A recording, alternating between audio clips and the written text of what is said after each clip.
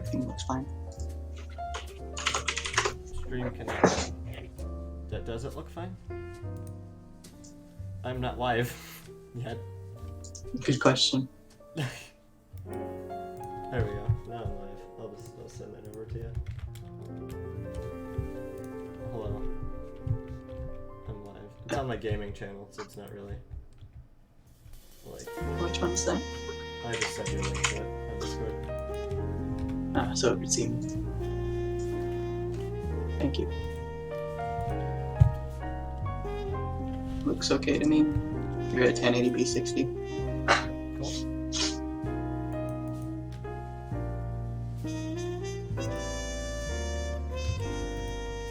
I was gonna make a joke about can we get a blank in chat, but I actually have a chat now. And I don't want to say that. That discourages me asking for things in chat. See. Just want to fish for an hour, see what we get. Sure. Let's sell it all, see how much money we got. It's gonna be a really interesting live stream. Define interesting. Entertaining. I'll go with I'm just that. gonna put this guy over here to fight. He's the bodyguard.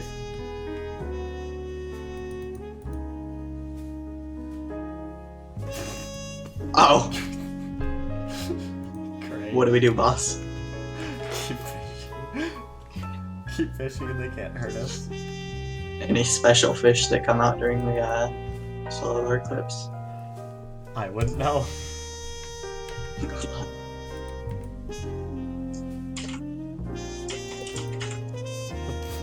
you. That was 2 platinum. What did you get? Did you just propose to me? I did.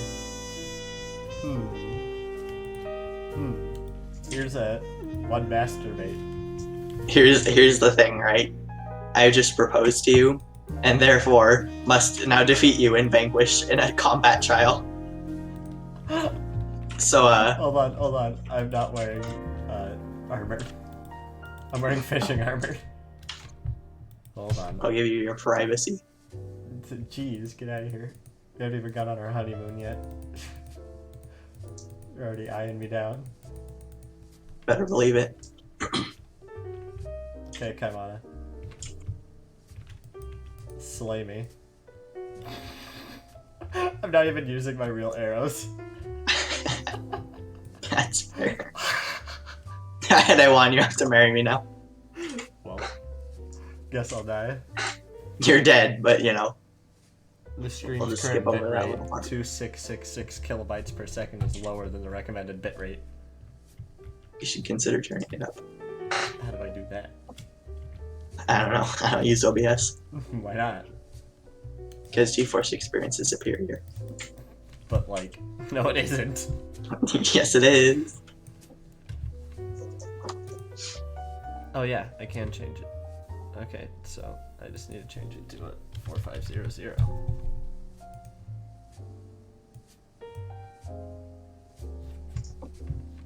Cool. Now will YouTube stop whining at me? Perhaps. Okay. I'm glad we dueled. We sparred, and I was slain. That you were.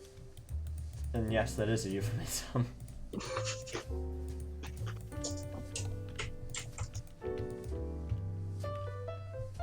I put a You peace just bop candle yourself. up there. Set way. Remember when that didn't work? Slightly. Oh. No, it's fishing potions. A crate and a fishing potion. Goodness. Oh, I forgot. So what you're telling me? What you're telling me is you just buffed I just before bought fishing. Yeah, I did do that. Very cool. Come on, I upped my bitrate. What more do you want from me, YouTube? Did I forget to click save? No. It just doesn't like me.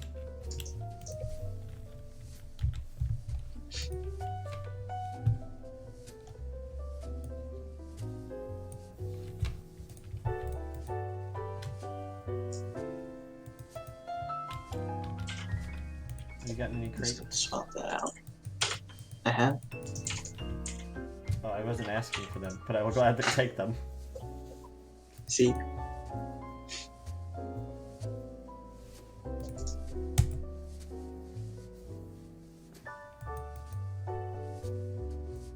I should be streaming this to my Twitch. I haven't streamed it. I've done one Twitch live stream. Yeah, I don't really stream to Twitch. You see, I don't have a following on Twitch. I mean, I don't have a following on YouTube, but I really don't have a following on Twitch. Yeah, I just don't have a following on either. Following. I'd say that counts. Companion cube die.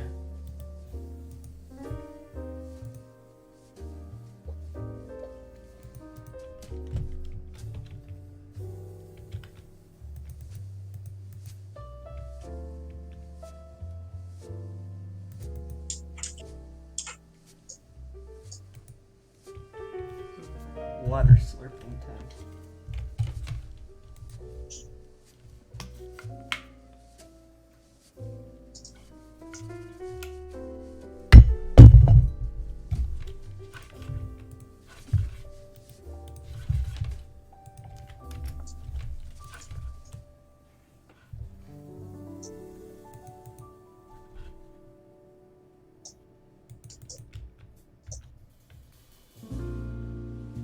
There are too many harpies.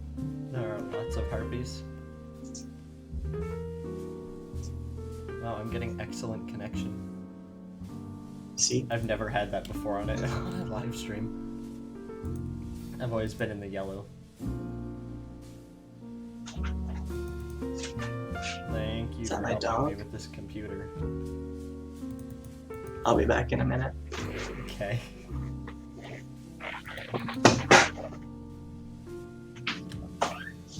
And then there was one man alone, fishing next to a tree, an oriental themed building. Hi. I'm sorry, did I ruin your monologue? No, it's fine. You want to talk about it? No. My dog usually has to go out at like 1 in the morning, but for some reason he just wanted to come in. Oh. Is your dog in your room? He's on my How bed. does your room not just like frequently overheat? It does. It's 80 degrees in here right now. Oh. Are there people talking in chat? I realize I haven't even been looking at chat. No, nobody's watching. Who would be watching? It's midnight. It is Past midnight. midnight. Damien wonders why no one gets his notifications. Also streams at midnight like a boss. It works, it works. I should do more midnight live streams. You I'm getting some good vibes from this. Wait. You told me I'm sharing my screen with you, right? Yeah. And I'm live streaming, and you're in the world with me, and I'm getting excellent connection while I'm live streaming. That's the power of Ethernet and a good graphics card, tell you what. Holy crap.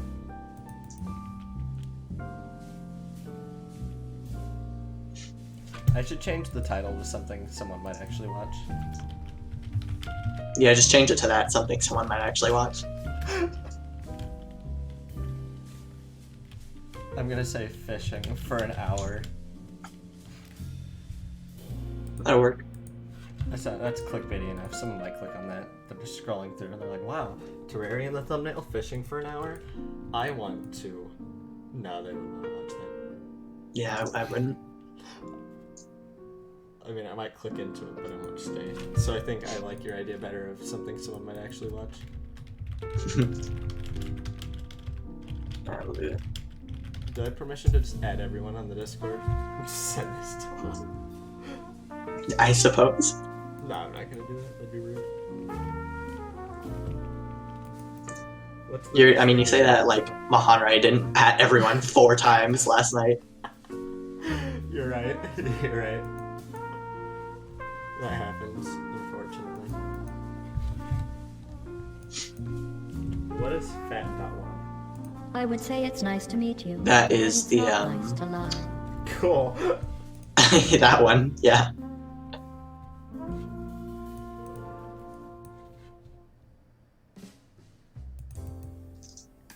Am I gonna get copyrighted for this? Perhaps. It's probably copyright-free music, right? They wouldn't actually write music for this video. We're watching Not a this clue. jazz video. Nobody's creative on YouTube. That was You a can lie. stop. You can stop sharing your screen with me, by the way. Oh yeah. Save your pig.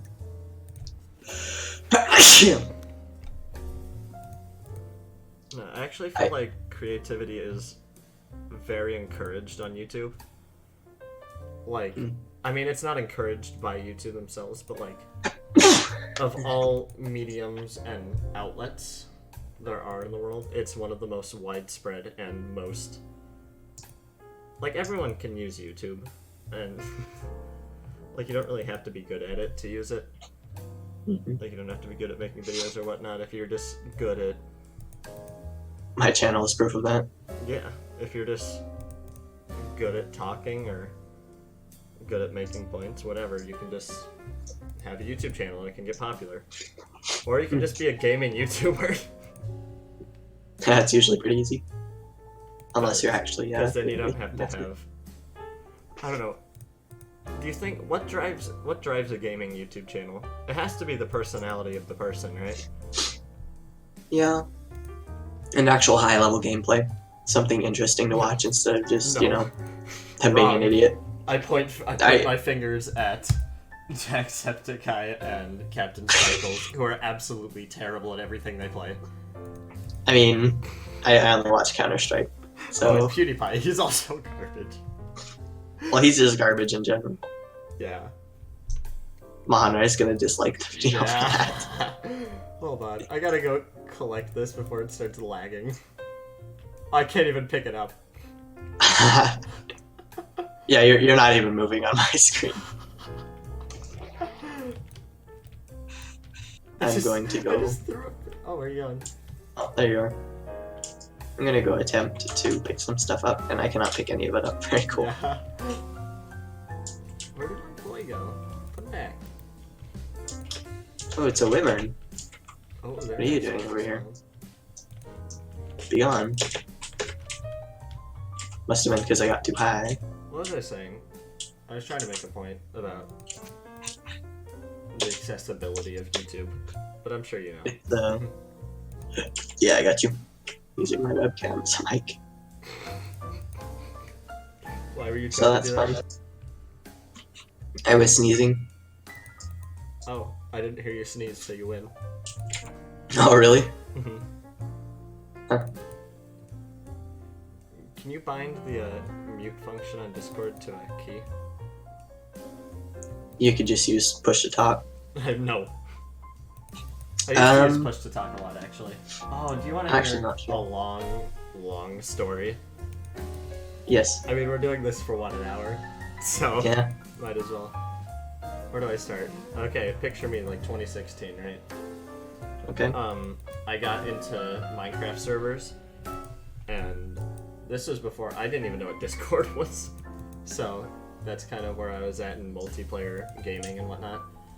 And so I started playing on a lot of Minecraft servers, and I went onto this one, and it's performium.net, mc.performium.net if any of you care. It's not a good server, but it was kind of fun. There were some YouTubers making videos on it at the time, so I was like, yeah, I might as well join it. So, like, it's such a pleasant place to be. Nobody's angry, everyone's just kind of having fun, and it was really interesting because that was one of the first times I went online and socialized with people. And, you know, we'd all make jokes and whatnot. We all got together really well. There was this one YouTuber that I actually made friends with. His name is Thorn of Night. I think he's actually a really cool guy. He's writing a book right now, but he was I kept tormenting him whenever he was recording Because he'd be like, okay, everyone, I'm recording. And I was like, why would you tell me that? So I just go and dance around him on his island while he was recording. And he started, like, he knew me by name. He'd see me and he'd be like, crap, there's Pikmin. But we were pretty good friends. And then eventually I made friends with this one person called, I don't know, actually, the name was Jojo, I think. You may think I'm joking. It was a pig. Hold on, I have her Discord. Wrong. I don't. I got 9 crate. But Sorry. Continue. She was like, hey, you're pretty cool. I like you, and it seems like everyone else on here likes you. We have a Discord for this server, and I think you should join it. So I ended up joining it. And I'd never used Discord before, right?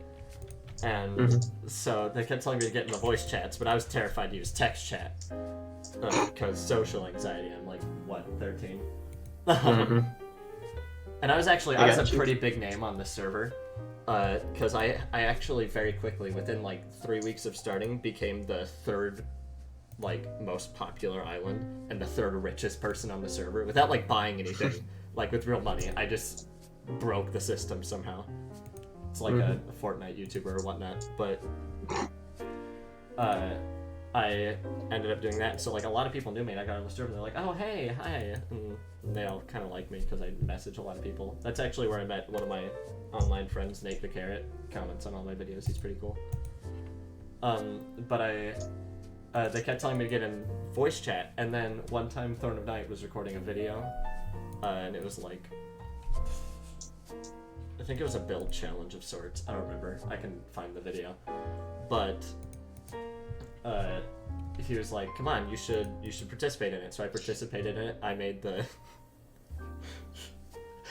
an anus-based dinosaur. Because that was the theme. Okay. If I remember right. I don't remember exactly, but I think it was something along those lines. And so everyone was like, come on. I was in the voice chat with them, and they're like, come on, you should just talk. And so I enabled text-to-speech, the button, hold to talk, whatever it is, push to talk. Push to talk. That's why you reminded me of it, and I tried using that, and I started speaking, and I was like, hi! And they're like, oh, who was that? And I just muted myself. And they're like, who was that? And they're all confused. And I wasn't saying anything. I wouldn't let myself say anything for some reason. So eventually later I was like, hello everyone. And they're like, oh, Pikmin, hey. And I'm like, hi. And they're like, oh, I expected you to be older. You act older. And I'm like, no, I just haven't hit puberty yet.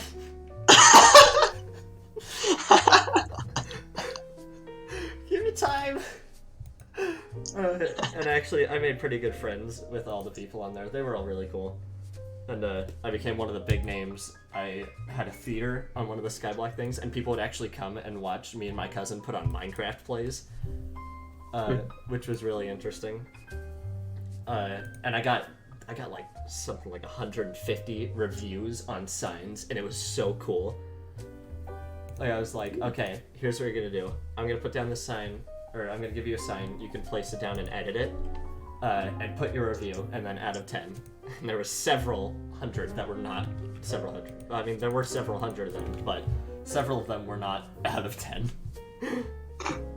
Oh. But that's okay. And some people were like the best things since sliced toast and whatnot.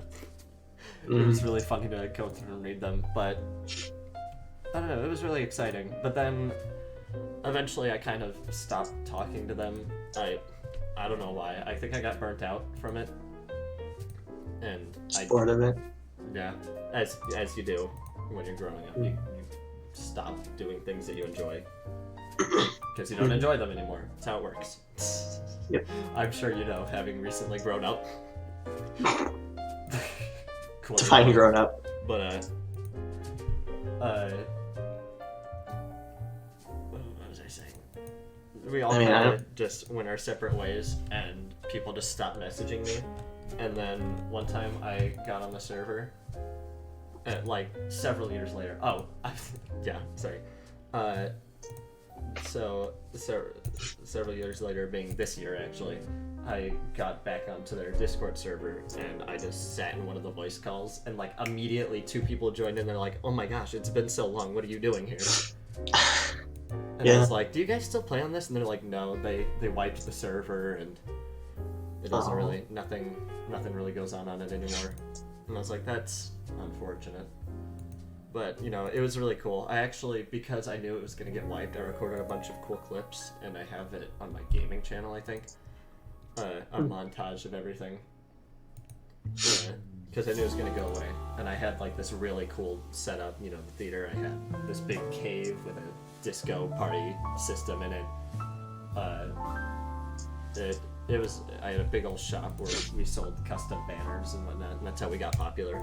Because everyone else was selling like carrots and supplies and whatnot, and we were just selling banners that were really cool. And then a bunch of people started copying us, and then we verbally assaulted them. But that's besides the point.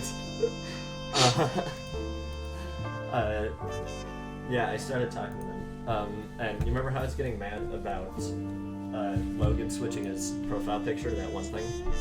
That one dog? Yeah. That's because one of the people that I was actually really good friends with on there had that profile, still has that profile picture, and I was just like, oh, frick. Why have you done that? Yeah, and I was like, you should just change that, because he got like really angry one day and just decided he was never going to talk to me again. And he wasn't even mad at me, he was mad at the game, and we were just in voice chat, and he just won't talk to me anymore. So that's cool. Quite. But yeah. Push to talk. It's a nice story. Yeah. You know, I've got a lot of friends who say their origin stories are, you know, like they've made all these cool friends online who they have fond memories of, but I never really had that growing up. So it's kind of a foreign concept to me. And I find that I get to kind of live vicariously through other people's experiences with their early online stages. Because I didn't really get online access until I was maybe around like 8 or 10. Mm-hmm. And that was just, you know, me watching YouTube videos every day. I don't really interact with people online because it usually it just ends up with me embarrassing myself. So I don't really talk to people online ever. And I don't know, it's just really interesting to hear. I feel like there are a lot of similarities between the stories that people tell me about their online experiences. Like, they'll go on and do something and form a little community with, you know, some people that they just met, and it seems to work out for them pretty well. Yeah, because I think that's nice. I think the nice thing about meeting online is because of the nature of meeting someone online, you already know you have like a shared interest, and you have a common ground to work off of, so you can kind of just start talking about it, and then you can get to know each other better through the game or whatever it is, whatever community you're participating in. And I feel like it eases the process of having to get to know someone, and it makes it enjoyable. Yeah. There's less chance because, you know, they're already interested in the same thing as you. Yeah. It makes sense. The cool thing is at any point you can just dodge out and never talk to them again. And while sometimes that's mildly people online and block them, and then they can never. Yeah, that's always a thought that's made me really uncomfortable. Knowing that I could do that to someone. Because you're like essentially, from your perspective, deleting them. Like, yeah, like they just like don't you're exist basically anymore just for you. Yeah, you're just saying, hey, bye-bye, and you don't even give them a choice in the matter. There's nothing they can do about it. Do you think there's anyone that you've like met in the past? I guess you said you don't have any, or you haven't really met too many online friends, but Do you think there's anyone you've talked to in the past that has completely blocked you out of like spite or something? Maybe not out of spite, but there have. I've definitely had. I guess. How do I put it?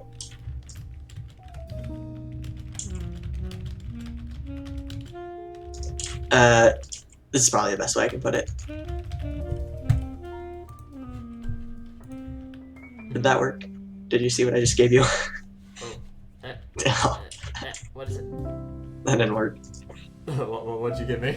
I was having a comedic moment. I gave you a masturbate that I got.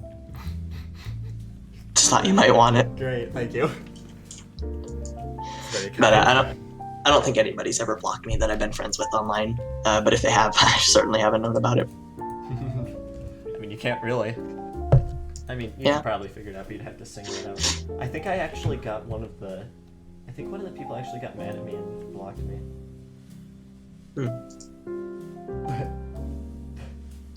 See, the thing is, Discord is probably the extent of my quote-unquote social media usage. Oh yeah, same. That and YouTube.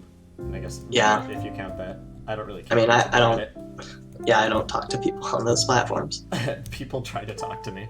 Did you know YouTube has a messaging system now? I think that's terrible. I would have to agree. I don't know whose idea that was, but you know. Deleted. You should be deleted from the company. Yeah, I'm just about to get the stream ended. About to be removed. So, sorry, what were you saying? Extent of your social media usage. Yeah. There's only really one person that I ever talk to. Like, everyone that I talk to online are people I know in real life. But there's one person named Legend who I actually met in a Counter-Strike match a while back. And he was on the opposite team. We were absolutely wrecking. And I just, at the end of the match, I did something very uncharacteristic for myself. I just sent a nice message like, hey, good game. I had fun. And this guy on the other team sent me a friend request, and he's like, hey, the thing is, I actually waited like 2 games after he sent the friend request to see if he would retract it, and he didn't. So I just accepted it. I'm like, hi. He's like, hey, seem like a pretty chill dude, not very toxic. I'm like, yeah, that's funny. Wait till you get to anime. Yeah, wait till you really get to play some competitive matches with me. Gotta take me out to dinner first before you make that call. Yeah, but he's the only online friend that I've ever had. Someone who I only completely, purely know online and regularly chat with. Still talk to him. But that's really the extent of my experience of making online friends. Just that one person. He's a pretty chill dude. Kind of annoying sometimes. Sorry, Legend, if you're watching this. I don't think he is. I hope he's not. But yeah. He's a pretty chill dude. How did the gravestone get in here? Did you put this down? Nah. Hold on. What should we put on this? We should commemorate this live stream. Also, okay, hold on. I saw what you put down by my jungle portal. I saw this. Oh, you found it? I found it. I you. I don't even remember what I put on it. What did I put on it? I don't either. It was like something about anime. Some garbage. Well, I'm glad you found it. Yeah. Actually, I didn't find it. Alexis found it. Oh, really? She was just like, when did you put this sign here? And I'm like, the jungle sign? She's like, no, anime? And I'm like... Yeah, I left you a little present. I mean, she knows what anime is. I made that sound like she doesn't know what it is, but... I should hope so. Yeah. She keeps trying to get me to watch some show. You should watch it with her. Yeah. Probably. Speaking of, do you remember Zach? the kid who bought like an RTX 2080 or Ti or something. He just DM'd me a couple hours ago, and he sent me "get," the character's "get" in Japanese, but it was in hiragana, and I think he was trying to say "you're gay," but he missed the A, and he put it in hiragana instead of katakana. So I was just like, "This is a train wreck. Why are you talking to me?" Please tell me you asked why you're talking. No, I didn't. The next time you message me, I'm just gonna say, "Why are you talking to me?" But no, I haven't DM'd him since August of last year, and we just ended up having this conversation. Comes out of nowhere with the "you're gay." You're gay. You get. I found that quite amusing. Yeah. But he was like, "Yeah, so I don't know if you noticed, but I've turned into a weaboo." I'm like, "Yeah, join the club." But I mean, he's it's kind of funny because we used to play Robocraft together, and there was this song. I'll send you a link, but it was a 10-hour song of this really stupid remix. And whenever we would play Robocraft together, I would put this on, and it was from an anime called Tansai Opera Milky Holmes, which is a very weird show. I will not make fun of the Japanese. I will not make fun of the Japanese. But he thought it would be a good idea to just start watching this as his first anime, and he got really weirded out by it. But he just DM'd me and he's like, "Hey, I mean, I got into anime," so one of us. I mean, why?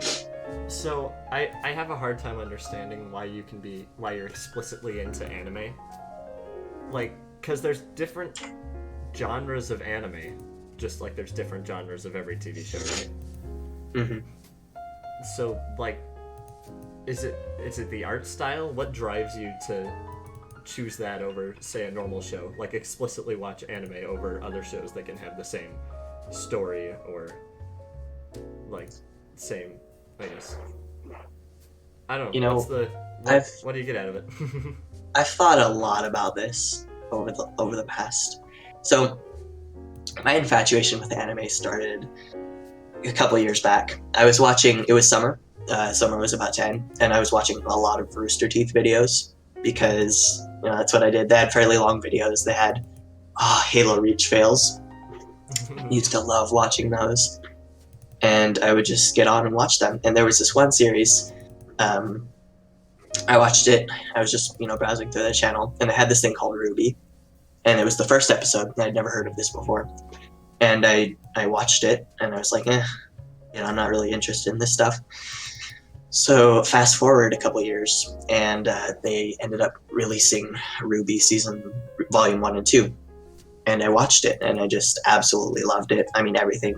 It was just I spend a lot of time before bed thinking about all these improbable stories that could happen to me and how I'd react to them, as I'm sure a lot of people do.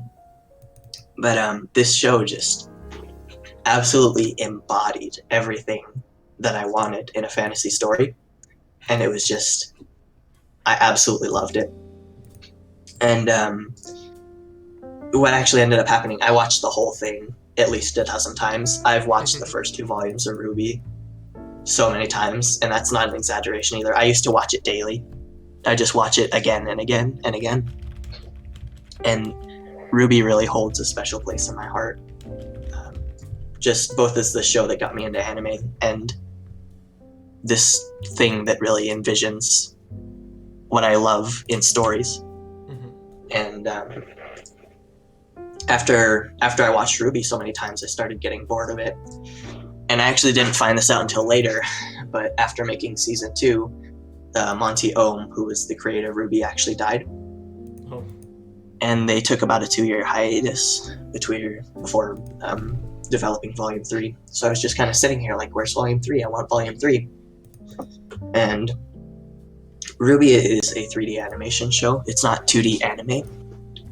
But I thought to myself, I really like this style of these people, going out and fighting with these implausible weapons and this super cool overarching story. And I thought, well, surely a lot of anime must be like that. So I got on my Netflix account and just looked in the anime section, and the first thing I saw in there was Naruto. I thought, oh, I've heard of this. Why not watch Naruto? So I did, and it was great. I watched the entirety of the first season of Naruto, and then I moved on to Naruto Shippuden, and I just watched episode after episode for the rest of summer. And it was so entertaining. I absolutely loved it. I mean, it was just this amazing mix of action and, heroism, and the guy getting the girl, and this super cool overarching story. And that's when I really started to get into anime. Like, I mean, I remember after I finished Naruto, I went on to Full Metal Alchemist. And something funny about Naruto, actually, that I remember, my cousins used to watch it, and I was watching Naruto, and just out of nowhere, there's this character called Pervy Sage who comes into the cast, and just instantly, this experience popped into my head of when I used to watch this show with my cousins, and I'm like, oh my gosh, this is that show. I've seen this show before. Oh. And I was just like, wow, this random character instantly brought back these memories of, watching Avatar and Naruto with my cousins. So after I was done with Naruto, I never actually did finish it. I only got to around episode 400. But episode 400. Yeah, I need to finish it. Episode 400. I think there's something like 600 episodes, so I don't have too far to go. Are they all by the same creator? Mm-hmm. Yep. 600 episodes or something. Naruto has been serialized. I think it was Shonen Jump, maybe. But Naruto has been serialized for years, like a couple decades now, in manga. So they definitely don't have any shortage of a story to work with. Like, I can't even get past episode 5 in any of my Minecraft series. My gaming channel. I've gotten to episode 4 in like 2 series, like 13 episodes. 13 more episodes than I've ever made. Yeah, but I'm not gonna go around touting I've made 13 episodes across 6 seasons of a Minecraft series. I mean, that's a full season of anime. Great. Starting an anime. I don't see why not. But yeah, after I watched Full Metal Alchemist, that was the second show I ever watched, and I thought, I want to start watching some of these cooler 12-episode anime, because I mean, Full Metal Alchemist was something like 50 episodes or something like that. I watched the original Full Metal Alchemist, and then I watched Full Metal Alchemist Brotherhood, which was the newer adaptation of it. And after I watched that, I was like, oh my gosh, I just love this show. And to this day, I mean, Full Metal Alchemist was one of my favorite shows. It was so great. But I went and I was like, okay, I'm going to get some of these smaller shows, because I saw, at this point, I had only watched shows that were, 100, 200 episodes. And I went on to one of those 12-episode anime. And I stumbled across Absolute Duo, which is where my wife was from. And, I've gone back and watched it again, and it's an awful show. I'm not gonna lie. It's not very good. But when I watched it, it was everything that I wanted in an anime, right? Because it had this super cool character, and he had the shield and this unique power in a world where weapons were the normal. Oh. And, he's catching the eye of all the female protagonists, and he's got that machismo. Oh, yeah. Basically, it was what Ruby was doing for me. It was the same feeling of those stories that I thought of before going to bed, but they're here in front of me, and I can watch them I can watch them develop in front of me. And after I watched Absolute Duo, I was like, wow, I just chose this show randomly. Like, are all anime like this?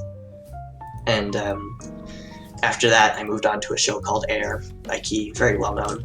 It's an emotional story for sure.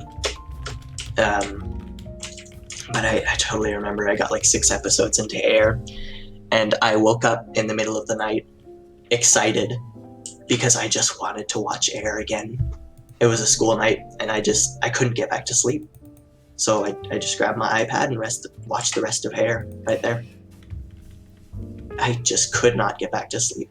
I was so infatuated with anime at this point.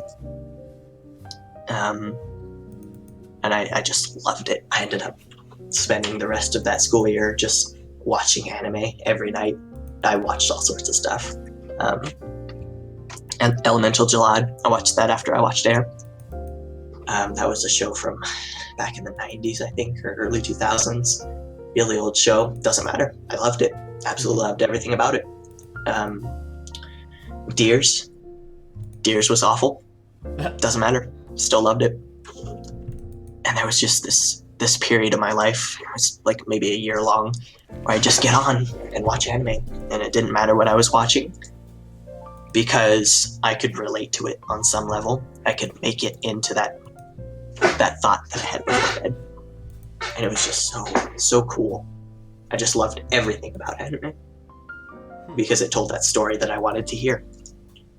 And now that I'm a little bit older and I've started to into anime, I think of that just absolute infatuation that I had with Air and Ruby, an absolute duo, because they were exactly what I wanted to hear in a story.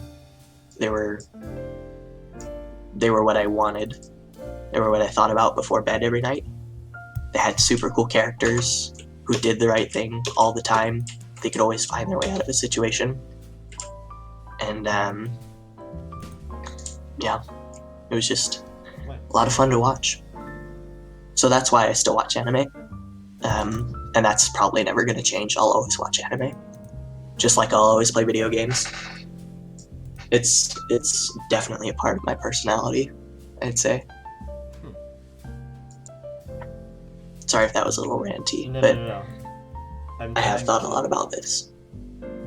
So, do you think that a part of so this is a bit off topic of what you were just saying, but I got this question trying to figure out why so That's many fine. people have recently become infatuated with anime. Do you think, because obviously the American television system is oversaturated and mostly garbage. Yeah. Yeah.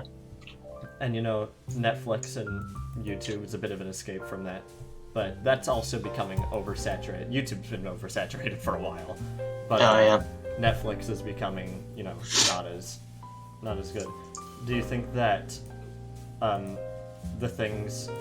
Anime has to be explicitly made in Japan, right? Is that a requirement? I'd say yes, but Ruby... Excuse me.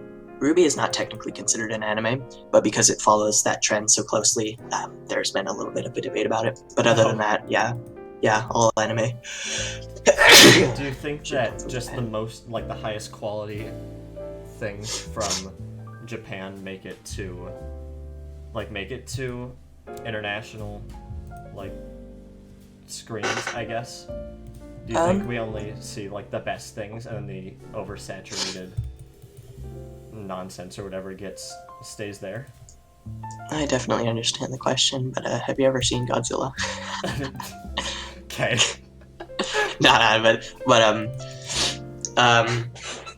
I'd say yes, there is definitely that.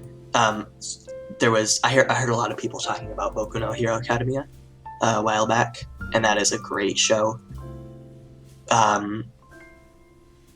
But it was very popular both in Japan and in America, and I think you're right that things that are good in Japan tend to cover up the bad things because only the good things are imported. Yeah. A little bit off topic. I was playing Nier Automata, and you haven't ever played it, have you? No. That's the Bayonetta game, right? Kind of, yeah. Or that's where she's from. Oh, no. Different game series. Bayonetta is from Bayonetta. Wow, okay. Rip. No, Nier Automata. The 2B, the android robot girl. Oh, that one. Okay. I only play Terraria. So I have a little bit of story behind that game too. A friend got it. He told me about it. It's like, hey, you should check this game out. It's super cool. I'm like, yeah, it looks pretty cool. So I ended up getting it, and the reason I got it in the first place was, thick android girls. I see. But as I started playing the game, the combat system in that game is just so smooth. And as I played the game, and I was like, wow, this is so much fun. I'm actually having fun in a combat game that doesn't involve guns. Mm-hmm. I started to get into the story, and the story in that game. The strongest point of that game is not the absolutely stellar combat or the like anything else. It's the story that gets you. And there are 26 different endings to the game. 21 of them are joke endings, and 5 of them are the real endings.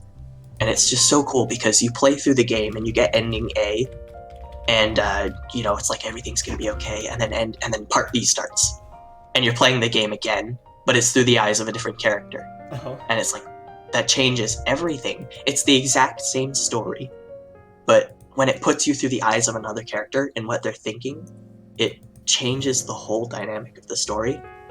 And that was so cool to me because I'd never seen something like that in a story game. Like, I know you play a lot more story-based games than I do, so you probably have more experience with stuff like that. Mm-hmm. But that was the first time I really experienced something like that. So I played through it, ending B, and I was like, wow, this is so cool. And then I got to play part C as another character. And I was like, wow, this is so cool. I get to switch back to the better combat system because, not gonna lie, 9S's route was awful. I hated this combat system. But as I went through part C, I was like, okay, I'll just play through the campaign again. But when you play through the campaign in part C, it just keeps going. It doesn't stop where the other two stopped. And it keeps giving you this story of, okay, you're still playing the game. Obviously, you don't need to be sated with this happy ending. Now you get to know what truly happens. And spoilers, if you mind. Do you? As you go through part C, playing as this android who has been betrayed by her own kind, you get to see, as the protagonist from part A, you kill the protagonist from part A. Oh. Horribly. And the protagonist from part B sees you do that. And it's a misunderstanding. You actually kill the protagonist in part A because of a virus that has infected their system. And you want to end them painlessly, essentially. But the way part B protagonist sees it, they're like, wow, you just killed my friend, idiot. I'm going to kill you. And thus begins the part where you play as part C protagonist and have to gradually kill part B protagonist, as part A protagonist is already dead. And it's so heartbreaking to see the emotional trauma that the characters go through. You play as these characters. You put hours in to understanding them and seeing how they feel, and just seeing them mentally broken down in front of you was so destructive. And it's just such a good story. And then you play through part C and everything is awful and you just killed all your friends, and then you go back to the beginning for ending D and everyone's alive again and you get to play as 2B again and nobody's dead, and then you do it again, and then you do it again, and after you do it again, you get the option of fighting the final boss, which is the creator of the game himself and the CEO of Square Enix. And if you do this, it's so beautiful. You do this incredibly hard boss fight. I mean, not even I could do it. It's so hard. But you just keep trying it and trying again. And you see the ghosts of other players who upload their profiles to help you get through the final fight.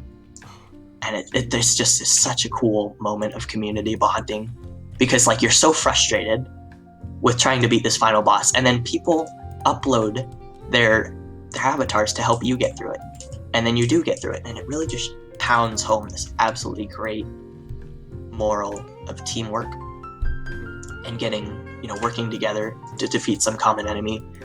And then at the end, it's like, all right, you got the good ending. Everyone lives together in happiness. And then it asks you if you would like to delete your 80-hour save and upload it to help other people get through that last boss fight. And it was so cool. Honestly, such a great game. I mean, I've got like 100 hours in it, and that's how long it took me to get all 5 the good endings. But the reason I told you that is I wanted you to understand that it's a very emotional game. I mean, it draws you in with thick Android girls, but at its core, the game has such a beautiful story, probably the best story I've ever played through in a video game in my life. And it's really frustrating when I hear people coming into school and saying Nier Automata is bad, or online saying that it's just fan service, when they've obviously only put maybe 30 minutes into the game, and they don't understand what the game what it really is, and what it could be, and what it could mean to them. They just see thick Android girls and think, well, it's just another one of those games. And to them, that's just the extent of the time they'll give it. Yeah, that's just what they don't understand, just how beautiful of a game it is, and it's really frustrating for me to see stuff like that, because I feel like people don't give it enough of a chance, and I feel like the same also happens and applies to anime. Yeah. I mean, I can understand if you think anime is gross. There's certainly a lot of weird stuff in anime, but just calling it gross without watching isn't.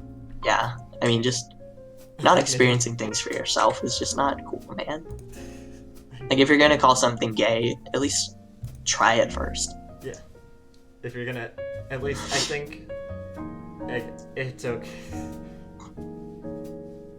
I don't think you should have a strong-rooted opinion on something. Like people that like Logan, who just, without knowing anything about a topic or a subject, just, this is my opinion, this will not change. Mm-hmm. And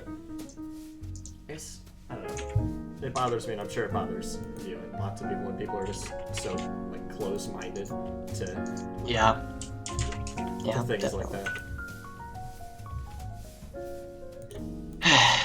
It's frustrating to see sometimes. But I mean, I'm definitely not, a saint myself. I do the same thing. I say that I like in the string of Marvel, I say that I really like the Doctor Strange film, but I've only seen the trailer of it, and it looked cool, so I like it. Yeah. And that's just that's what we do. Humans jumping to conclusions since whenever we existed. Mm-hmm. Yep. I think probably one of the I guess defining qualities that I always thought to myself was that I'm very, very narcissistic. I don't know if you've noticed that. But no, actually I haven't. Well, I don't know if I let it leak out through my thoughts much, but I constantly think about how great I am. Mm-hmm. And I know that's not a good thing. You see, that's actually a lot of the reason I got into Osu. Was that it was a very skill-based game, and I thought to myself, if I can get good at this game and become better than everybody else in my, around me, then I can validate some of that feeling that I'm better than everybody else. Mm-hmm. Because I do feel that way, which is not good, and I know that, but that's just how I feel. Do you think a lot of the things you do or try to succeed in is just to validate you feeling better than other people, or? I do, yeah. I I got good grades for a really long time because I didn't find school that hard. It was very easy for me to get straight A's. And I know that's part of the education system's fault because, everybody should get A's according to the education system. Do you? But yeah. when I got A's so much, I was like, wow, I must be really smart because I'm not putting in any effort. That's kind of my mindset when it comes to, especially to studying for tests. I don't do that because I never really learned to work hard for grades. Yeah. And now that I'm in physics, I can see that my mind has been blown.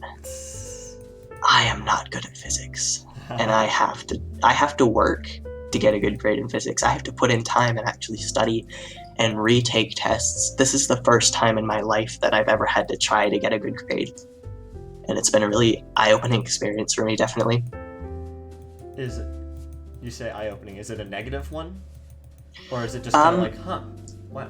I mean, I get anxiety when I think about physics, but I feel like it's been very, very constructive for my personality to have, because I mean, honestly, for those first couple weeks in physics, I would look at the board and have to struggle not to break out crying because I just didn't get it. And I'd never had to deal with that before, not being able to understand. But now I look at the board and I think, okay, I don't understand that. That's okay. I'll just deal with it later. I'll figure it out. And if I can't figure it out, there's a teacher here to help me. And really sometimes taking a C isn't going to kill me. If I don't understand this and can't understand it, that's okay. I just need to pass the class.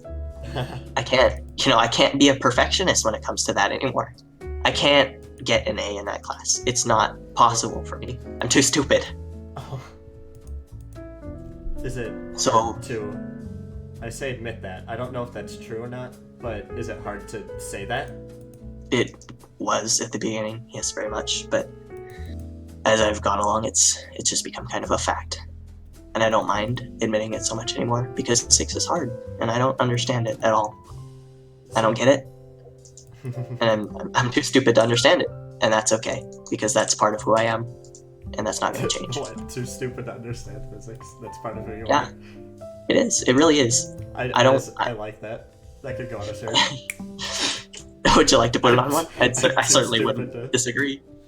Too stupid to understand physics. Yeah, it was frustrating at first, but now I understand that that's just part of life, and not understanding things is okay. So, it seems like we've actually gathered a small audience. Oddly Why? And there are some chat messages. Oh. Yeah. So, that was not what I wanted. What? That. I didn't want an audience. Watching. So, no. Some people, I don't know how long ago this was. It's okay. I didn't want to interrupt you. But, Gage Merrick said potato.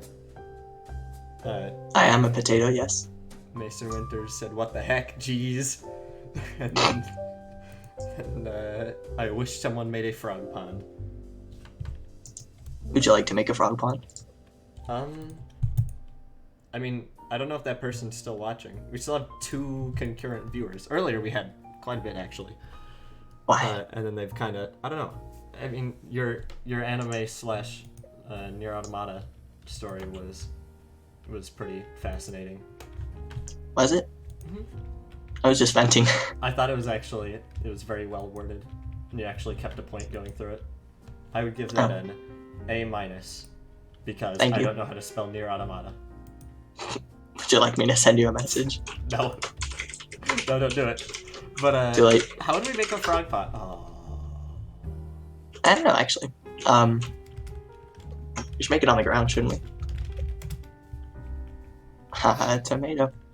Tomato, yeah. I'm clever and funny. Please validate me. That's me.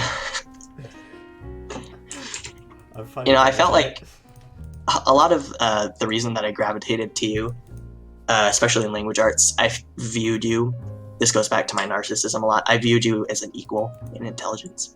Wow. As horrible as that's going to sound, I felt like I was surrounded by stupid people. I felt the same way. And then, like, when you actually had good conversations with me and had an extensive vocabulary, which is as shallow as that sounds. That's how I know. thought. It is brutal being with some of the dense mofos in our language arts class. Yeah, not fun. But I mean, you were throwing out machismos and all these words that just you made up and you put them together in such an intelligent way, and I was like, wow, this guy is actually smart. I should be friends with him. That's like the only thing I will pride myself on. Everything else I will bash to my grave about me not being good at, but I am good at words. Yes, you are. That's definitely what made me gravitate to you at first. And then when I found out you could use Premiere, I was like, oh, because for the longest time I had this mythical mindset that like I couldn't make videos because I was too hard. It would require classes and training. And then when I asked you for help with Premiere, you gave me 10 minutes of explanation and I understood everything. And it was so liberating because you just put it together for me. You obviously understood what you were doing.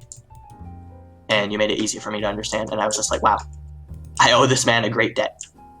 Oh. So that's why most of my videos. I'm still friends with you today, paying off my debt. Yes. No, that's actually why a lot of my videos are dedicated to you. Oh. Or not dedicated, I guess, but I put you in the credits. Memory. Yes, he's freaking died. Did. But yeah, I put you in the credits of a lot of my videos. Oh, thank you.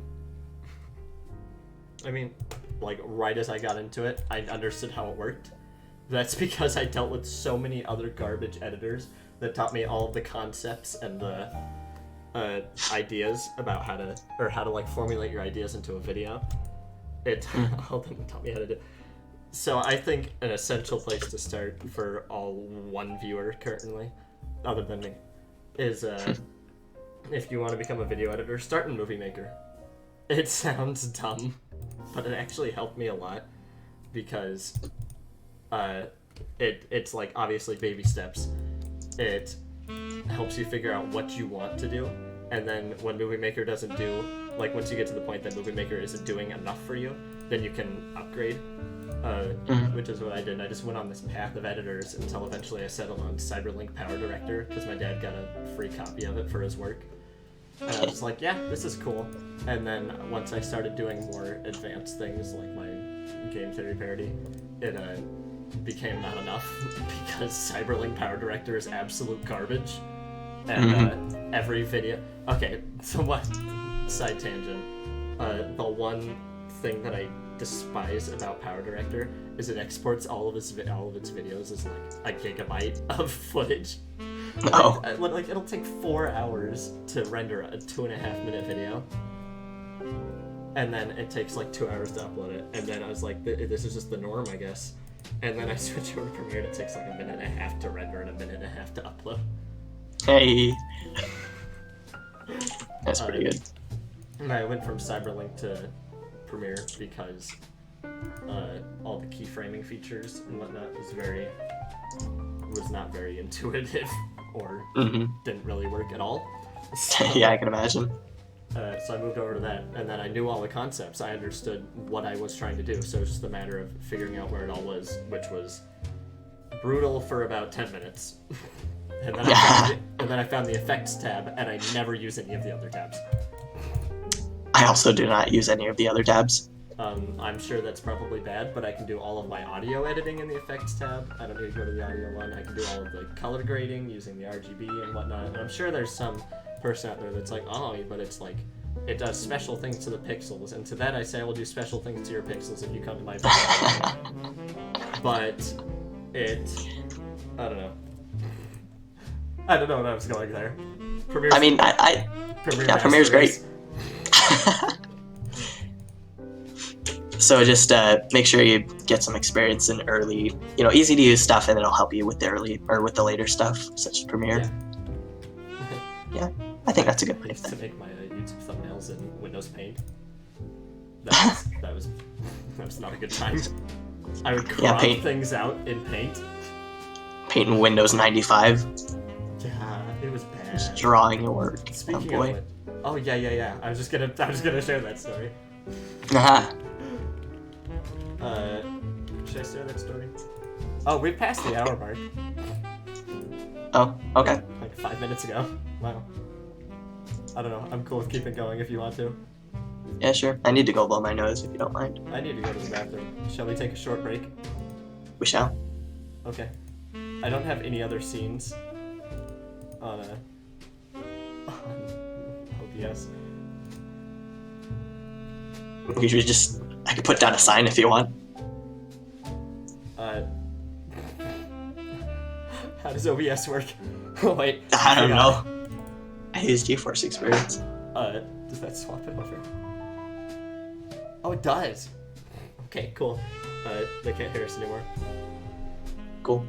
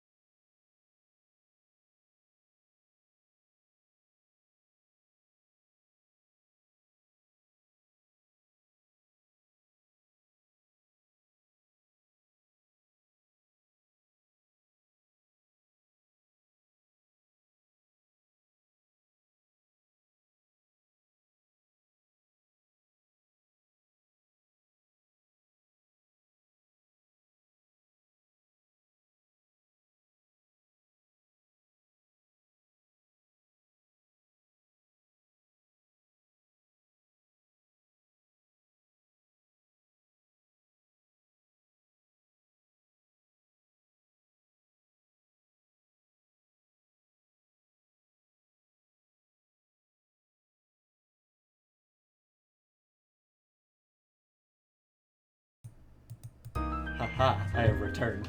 I need new OBS screens. It's a bit of an issue having it do that. So Bucko Baloney over here will probably be back soon. And when he is, I'm sure you'll know, he'll probably make some obnoxious sound. Or something along the lines. Is this? Haha. Okay, cool, it is. I was making sure it's playing audio. So, for anyone who's just joining, if anyone is just joining, we're fishing. We've been fishing for an hour now. Just kind of to see what we get. I haven't really checked so far. I've gotten some things. I had this before, but, I don't know, we're just chatting, having fun.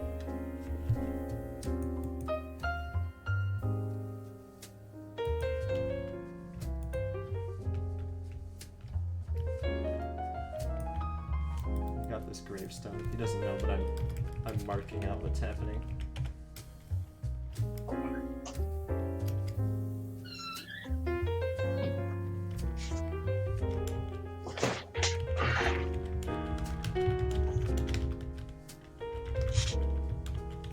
Welcome back, Settling. Welcome back to Settling. That's better. I don't know why I didn't think about that. I was talking about what you would probably do when you got back. Did you see my BRB screen? No. It was I did literally not. just BRB in large Arial font with R and D lowercase and like up in the top left. Hey, if it works, right? Mm-hmm. It is buff again. Shh. It wears off every 2 minutes. Have you not seen me doing that? No, actually, that was only the second time I've seen you buff. Wow. Too sneaky. I like go over here and I'm just like, oh, I gotta go kill some wyverns. Wow, okay, that was fast. I'm back. Alright, what were we talking about? Probably Minecraft. Just kidding. Minecraft is a great game.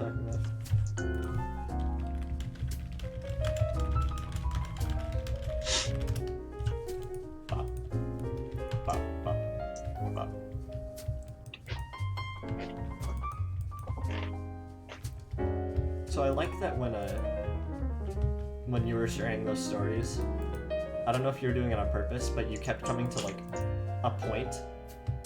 I don't know. You're very good at thematic storytelling, and I imagine that branches from the sheer amount of stories and or movies you watch and or listen to. I have read many books.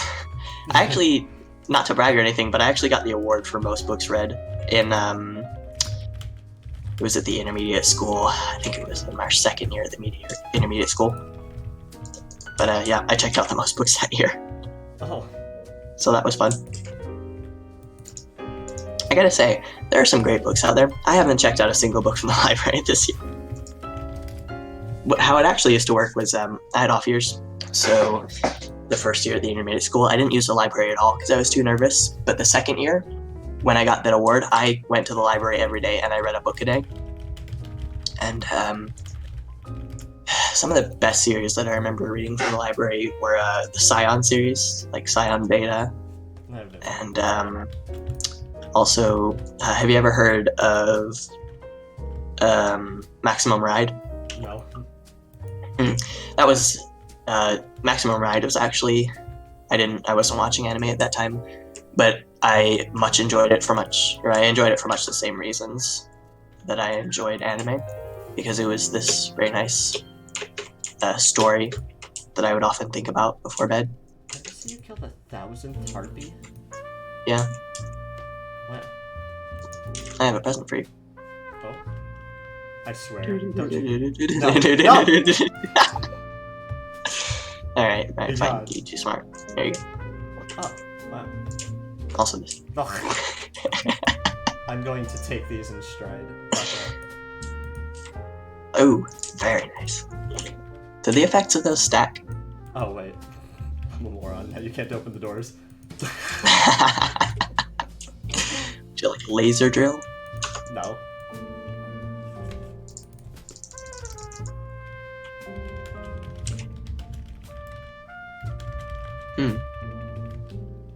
Where are my Shumite Dating claws gone? Oh, they're there.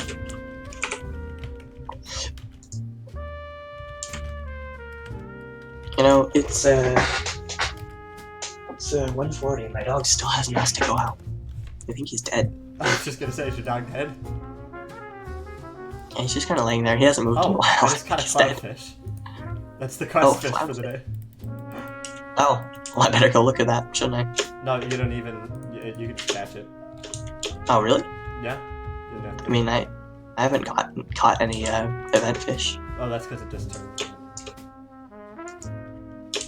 Oh, yeah, you're right. I'm stupid. Got it now.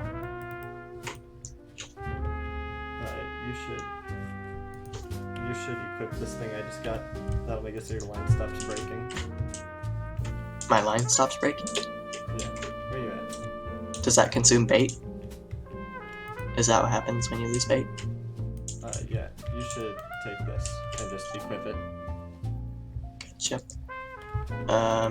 Begone mana flower.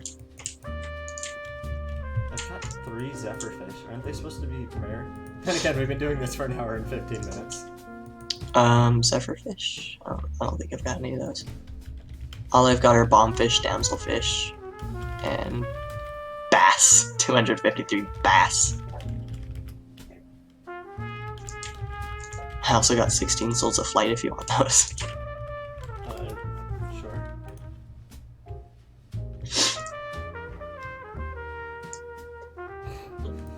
Hi. How's it going over there, bud? You want to talk about peanut M&Ms? Oh, do you want to talk about the new M&M types that just came out? I haven't heard of those. They just released like jalapeno M&Ms, and so I work at a gas station, right? And they were just like, oh, so these are coming out. You guys should try them so you can tell the customers what your favorite. Oh, what are they?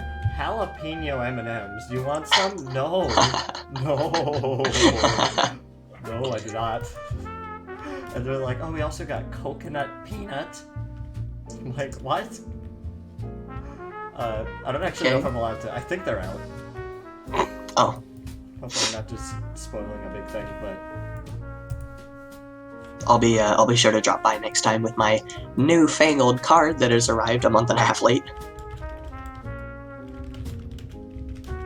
Not angry. The reason I asked about peanut M&Ms specifically was that I just tasted them in the back of my throat for some reason. And I thought of that one time my mom bought like a 5-pound bag of them and we ate them all in one day. Oh, I got a cloudfish. Another one? Did you not do the? Just you didn't do the my cards. first one. Yeah. You're gonna start selling stuff. But I thought you might have some stories related to peanut M&Ms. Not really.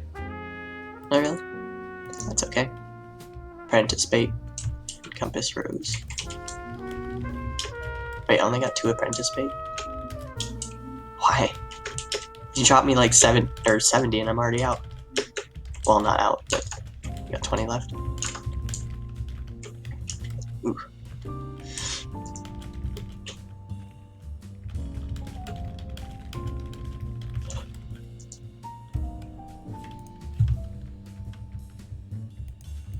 You want some Maverick stories? Yeah. I always like your Maverick stories. No, I need to think up Maverick stories. The thing is, all the ones I tell are real, but I realized that I could make up anything and no one could tell me I'm wrong. Yeah. Like, it'd be like some guy came in butt naked, and I mean, I honestly think that would probably be better. would you like me to make up a Maverick story? Please do. I mean, that's essentially what my,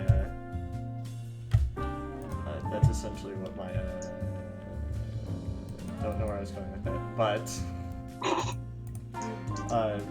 so there was this one time, this is a real one, but, did I tell you about when the power went out at Maverick? Mm-mm. Okay, so, at this gas station, right, I'm up at the register, and I am alone working. My manager's in the back outside the building, and just randomly the power goes out, which was very cool. And I was just left at the register. There were a bunch of people sitting around. There's one guy with this dumb expression on his face, holding a hot dog, and he's like, do I still have to pay for this? And so, and I'm just like, and then the registers just click back on. I'm like, ha! You do have to pay for it. Got him. You know, I've never worked with people before, but I always hear that like the worst thing that they have to deal with is putting on that fake smile and laugh when people ask, "Oh, it so must be free, right?"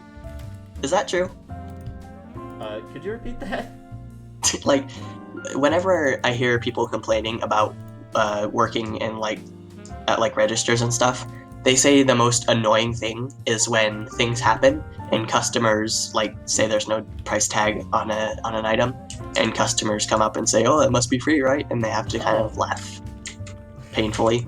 They say that's probably the most annoying very, very often. What do you think of that? Hey, I just picked up this child on the floor over here, and I was wondering, I didn't see a price tag on him. Do you think you could tell me the price, or if he doesn't, do you think you could just let this one slide, and I could just, because I mean, money's been real tight recently, and I just got gas, and I was about to buy a 10-pound bag of cinnamon bears, but money's real tight, and I'm wanting this child. So, do you think you could just let me have this? And then I'm just the child is a bad example, but usually it's a refill or something, and I'm like, if you really needed something, you wouldn't have gotten a refill. The water's free, you dunce. I see. Don't get soda. And then, yeah, that happens. I see. But you wouldn't say it's the most annoying part of your job? Or is that just dealing with the manager? No. Or The whoever most you deal with? annoying part of my job is the dealing with people. Yeah. Just take a step back there. That's... People are really That makes obnoxious. There was this one time Ooh, this was a fun story. So I was still learning how to use the registers, right? Okay. So this guy comes in and he's like, I want to get gas, this tobacco product, and this alcohol on the same transaction with the same receipt, and I need it on the same receipt. And I look at the man and I say, sir, we can't do that because it splits gas transactions and any transactions into two different receipts. And he's like, well, I need it on the same receipt. Why can't you do that? And I'm like, I don't know. because that's Good not question. how our registers work, sir.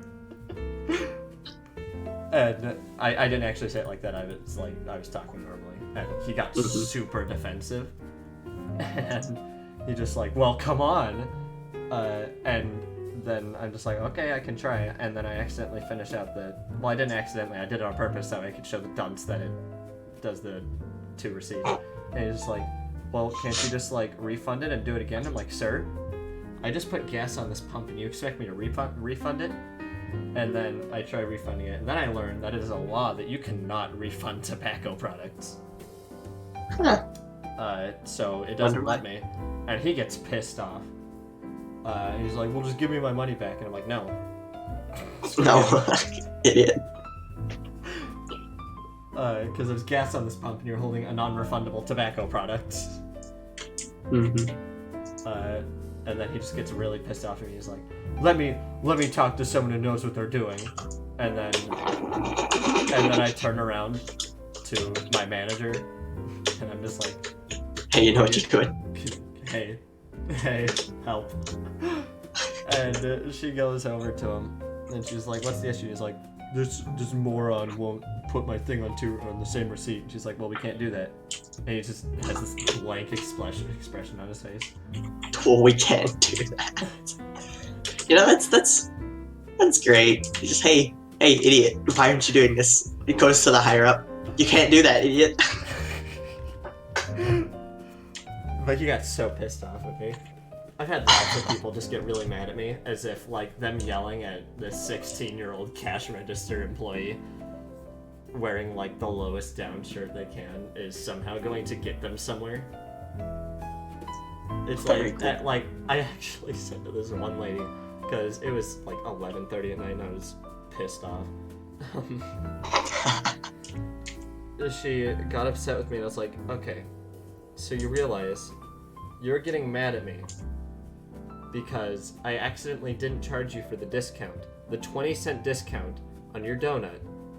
So you were yelling at a 16-year-old kid behind a register trying to make money to pay for his truck. And you were doing this to me, you being a grown adult.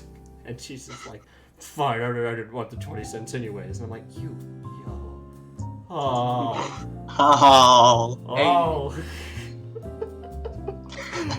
You absolute end of sentence. Can you just... degenerative subhuman. Yeah, that'll work.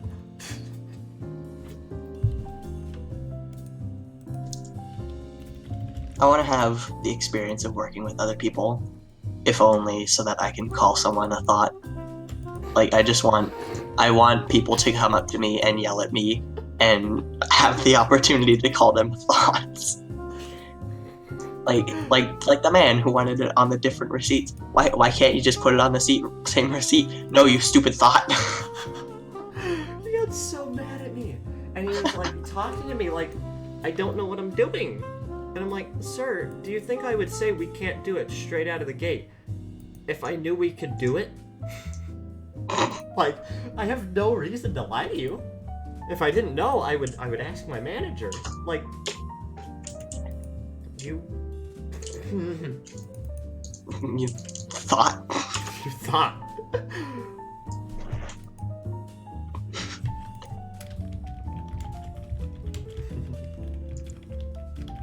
Yeah, I'm hoping that working at a gas station or restaurant will never be something I have to do. Yeah. I mean, I didn't have to do it. I was actually just offered the job. Really? Yeah. Interesting. Yeah. You know, my uncle was like, hey, this person wants you. Not that exactly. I want you. Yeah. That's actually how I got my first lawn mowing job. What was his name? Well, I actually probably shouldn't say his name, but I had a guy who lives just down the street from me. He posted on Facebook about, hey, I need someone to come mow my lawn in a hot minute because I don't want to. And my mom was like, oh, you should totally do that. And I was like, but why? And she's like, so you can actually have some freaking money for once. And I was like, yeah, okay. So I went down. It was funny. The first time I mowed his lawn, he has this little drainage pipe. It's just a PVC pipe that comes out in the middle of his lawn, and it comes up into the air. And I was talking to him the first time. I was like, okay, Oh. I'm but used to a different scene. yeah, as I was asking him about all this stuff,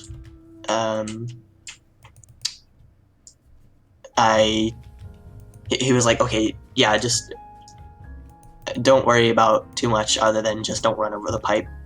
And I was like, oh, okay. Guess what I did? I ran it over, and it shattered in a million pieces. And I was distraught. I was having a panic attack in the middle of the day on this guy's lawn. I just sat there for 10 minutes like, oh my gosh, what do I do? I just broke this guy. He's probably gonna kill me. I'm gonna owe him more than I'm gonna make it. It's just having this panic session. And I finally get up the guts to go walk over to him. I'm like, hey, I accidentally ran over the things. Like, oh yeah, that's cool. We do it all the time. I was like, what the frick? I spent 10 minutes agonizing over this. So I ended up going out and buying him another cap. We replaced it. And there was a week where he's like, oh, I can do it myself this week. Don't worry about coming over. And he broke it. He ran it over. So I never replaced it after that, and it's still open. I have been mowing this man's lawn for 3 years, and I have still never replaced it. Gentleman. What a gentleman. Absolute Gentle unit. man. But yeah, that's the story of how I got my first quote-unquote job. It was traumatizing, to say the least.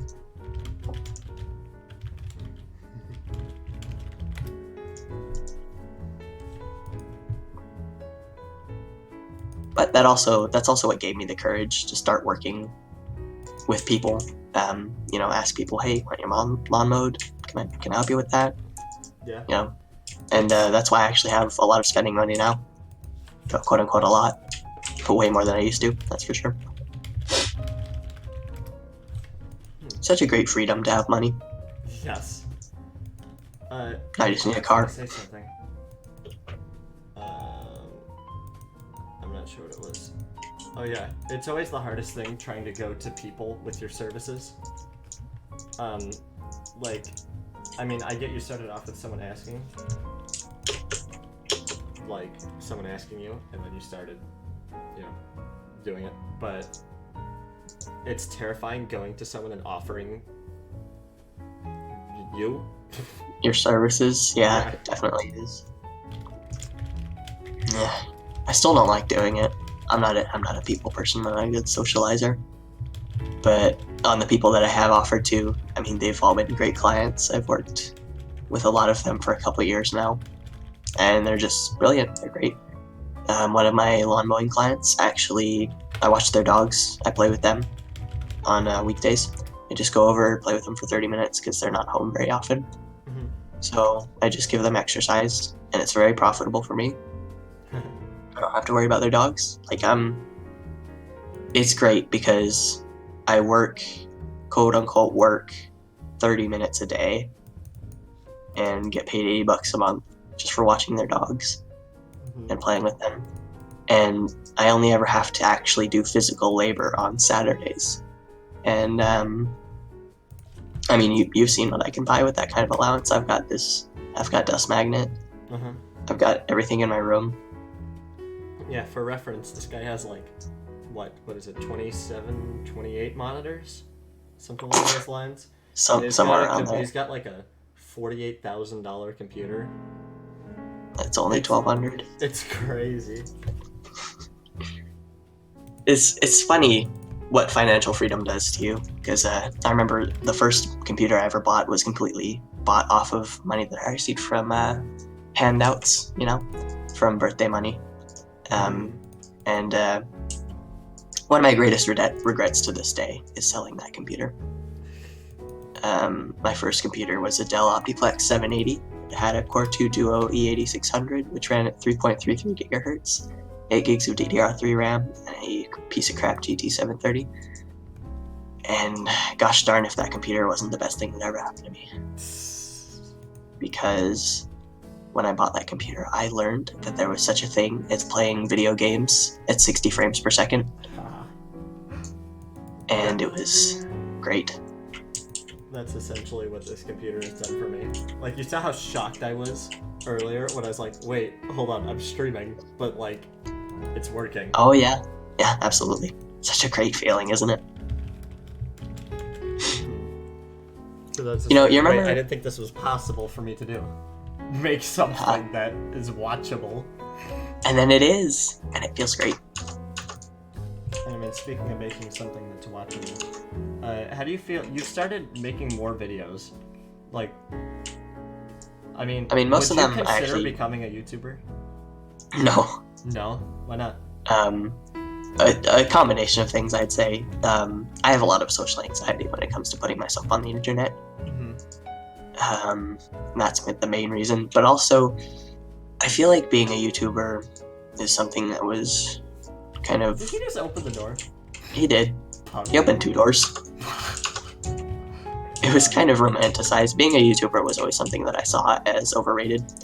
Which, I respected YouTubers and I always watched them a lot.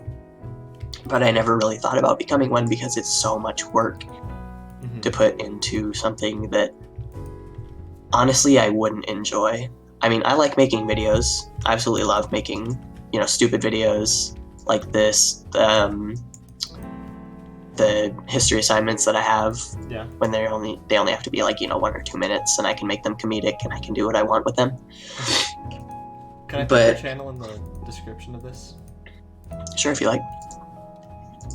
But making content is not something I'm good at. What is that?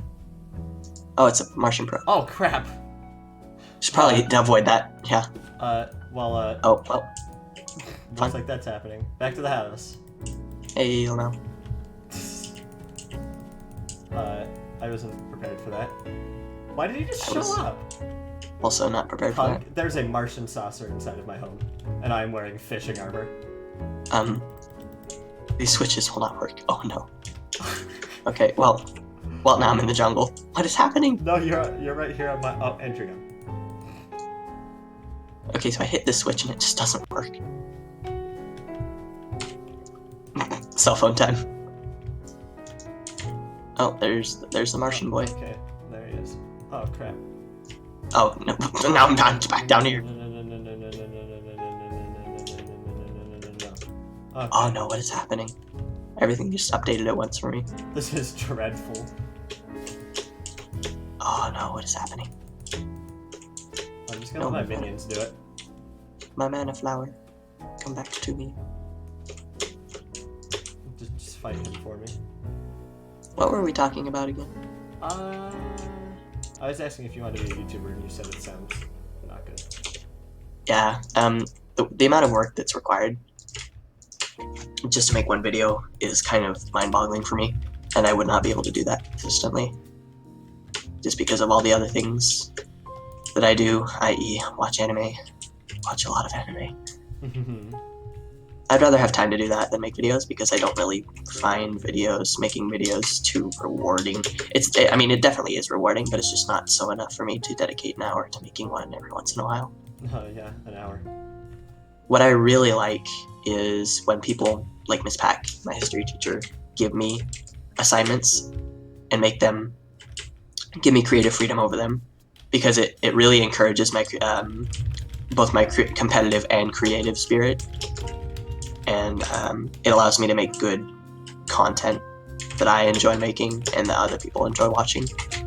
But I can't summon that desire. It has to be given to me by somebody else. So that's why I probably wouldn't make a very good YouTuber. I see. You see, That makes sense. I'm very much the opposite. In that I always want to. I guess, like, I always want to make a video. Martian saucer has been defeated. I didn't know there was a thing for that. Yeah, I got a Xenopopper. I'm always wanting to make a video, but the issue is, I really enjoy the process of making it, but I cannot come up with ideas. Interesting. So, I mean, I really do enjoy when the teachers give us, like, things Oh yeah, to do. definitely. It's very helpful.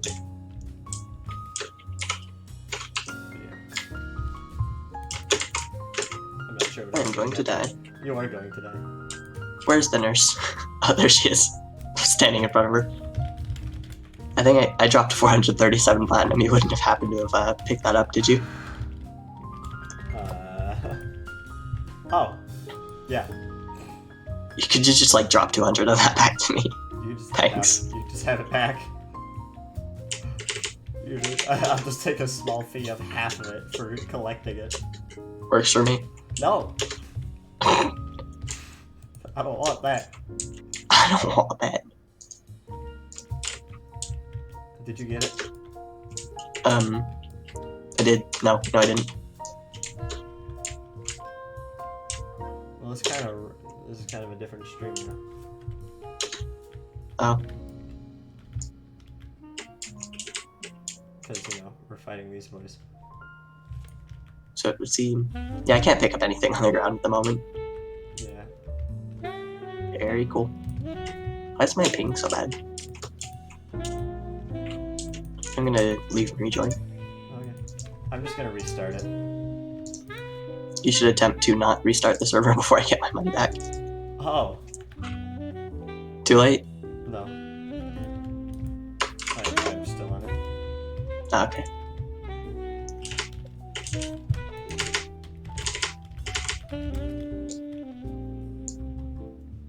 I still cannot pick up this money. This is very odd. What is happening? Where is my money, Dagan? Is it on the ground? Yeah, it's like... Did you get it? I'm walking around, but I can't seem to pick up the money. Pick up anything. Yeah, neither can I. Beautiful.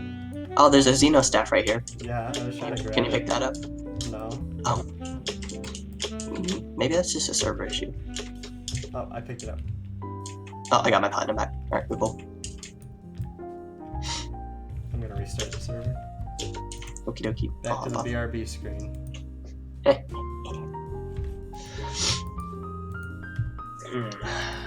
What were we talking about? I don't either.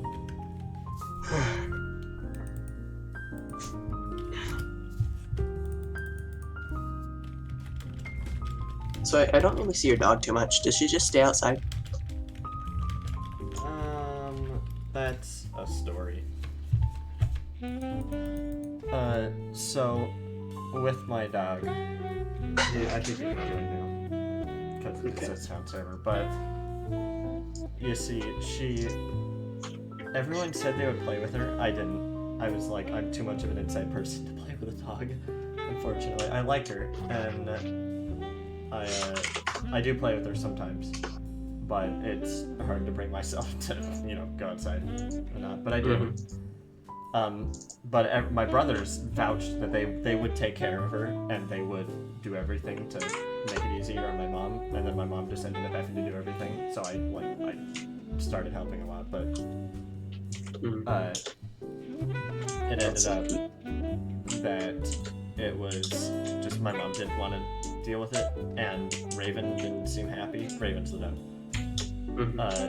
She didn't seem happy with where she was at. But recently there was a family somewhere that had dog that died, and a young girl that was very, very sad about it. And I see. based on what they had said, that dog was exactly like Raven, and we're thinking about giving them Raven because they were actually supposed to get the dog originally, but because we're family of the person who bred the dog, we got priority. And she seems like she really wants it, so we're planning on giving it to her. You know, Because we think she'll be happier there. I think that's a really admirable thing to do. I think that's definitely a good idea for the dog's health. I personally could never give up my dog ever.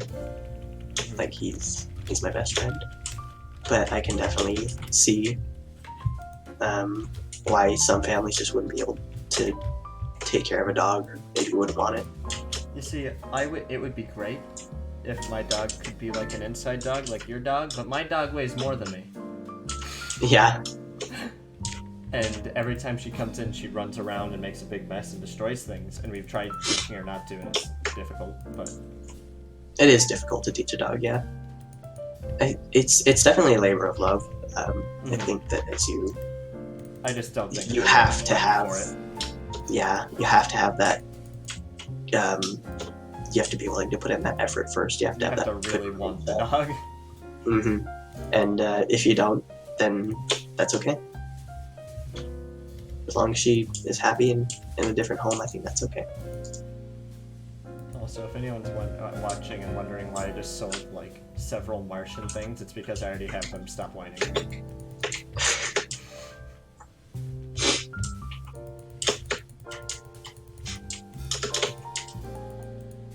Hello. I'm organizing.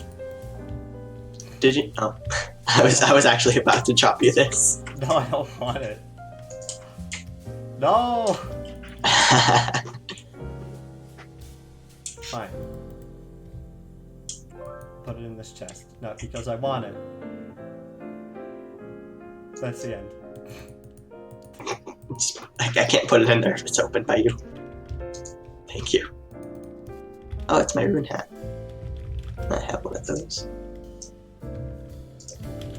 Do you want duplicate items or? Oh yeah, there are a lot of twin masks in there. Yeah. I've killed them a lot of times, so they still haven't gotten the friggin' retinazer. No, you can keep that. I have 6. I see. I'm going to put all of these up because I don't think I have any Martian banners. Huh.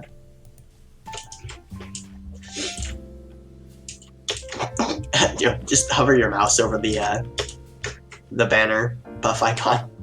Like stand over here.